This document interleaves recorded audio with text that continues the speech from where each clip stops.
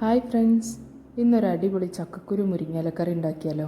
അപ്പോൾ ഇതിന് വേണ്ടിയിട്ട് ആദ്യം കഴുകി വൃത്തിയാക്കി വെച്ചിരിക്കുന്ന ചക്കക്കുരുവിലേക്ക് ആവശ്യത്തിന് വെള്ളം ഒഴിച്ച് 1 സ്പൂൺ മുളക് പൊടി, 1 സ്പൂൺ മഞ്ഞൾപ്പൊടി, പിന്നെ ആവശ്യത്തിന് ഉപ്പും ചേർത്തിട്ട് നന്നായിട്ട് അടച്ചു വെച്ച് വേവിക്കണം.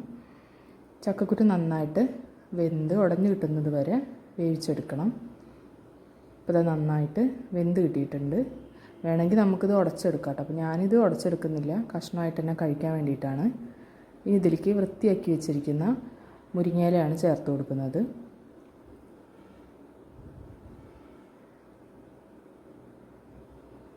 എല്ലാ മുരിങ്ങയില ഇതുപോലെ വൃത്തിയാക്കിയെടുത്ത് നന്നായിട്ട് കഴുകിയെടുത്തതാണ്. ഇത് ചേർത്ത് കൊടുത്തിട്ട് നന്നായിട്ട് ഇളക്കണം. എന്നിട്ട് ആ വെള്ളത്തിൽ കിടന്നിട്ട് ഇല നന്നായിട്ടൊന്ന് വെന്ത് വരട്ടെ. ഈ സമയം കൊണ്ട് നമുക്കൊരു അരപ്പ് തയ്യാറാക്കാം. തേങ്ങ, ജീരകം, 2 വെളുത്തുള്ളി ഇതെല്ലാം കൂടി മിക്സിയുടെ ജാറിൽ അരച്ചെടുത്തതാണ്. ഈ അരപ്പ് നമ്മൾ ഇതിലേക്ക് ഒഴിച്ചിട്ട് ഇതുപോലെ നന്നായിട്ട് ഇളക്കുക.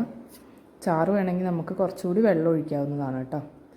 പിന്നെ ആവശ്യത്തിന് വെള്ളം ഒഴിച്ച് ചാറും കൂടി ഉണ്ടാക്കിയതിന് ശേഷം അതുപോലെ ഒന്ന് കിടന്നിട്ട് ചെറുതായിട്ടൊന്ന് തിളച്ച് വരണം.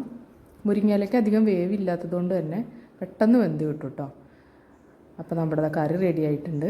ഇനി താളിക്കാൻ വേണ്ടിയിട്ട് കൊച്ചുള്ളി, ചുവന്ന മുളകും കടുകും കൂടി പൊട്ടിച്ചിടുകയാണ്. അപ്പോൾ നമ്മുടെ നല്ല ടേസ്റ്റി ആയിട്ടുള്ള ചക്കക്കുരു മുരിങ്ങയിലക്കറി റെഡി ആയിട്ടുണ്ട്. അപ്പോൾ എല്ലാവരും ഇതൊന്ന് ട്രൈ ചെയ്ത് നോക്കണേ.